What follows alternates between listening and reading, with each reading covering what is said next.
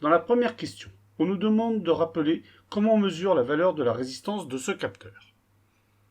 Le capteur utilisé dans cet exercice est une thermistance. La résistance de la thermistance, schéma en bas à gauche, se mesure de la même manière que la résistance d'un conducteur ohmique, schéma en haut à gauche. On va donc utiliser un ohmmètre. Les bornes V, ohm et com sont branchées directement sur les deux bornes de la thermistance. Lors de la mesure, la thermistance doit être entièrement déconnectée du circuit électrique. Dans la deuxième question, on plonge la thermistance dans de l'eau chaude. On mesure alors une résistance de 500 ohms. On nous demande d'en déduire la température de l'eau. Pour cela, on dispose d'une courbe d'étalonnage de la thermistance donnant l'évolution de la résistance de la thermistance en fonction de la température.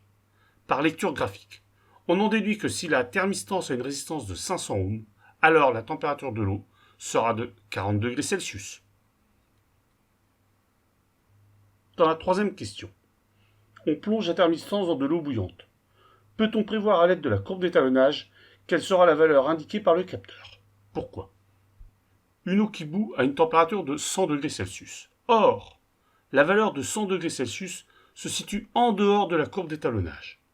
On ne peut donc pas, par lecture graphique, en déduire la valeur de la résistance de la thermistance à cette température.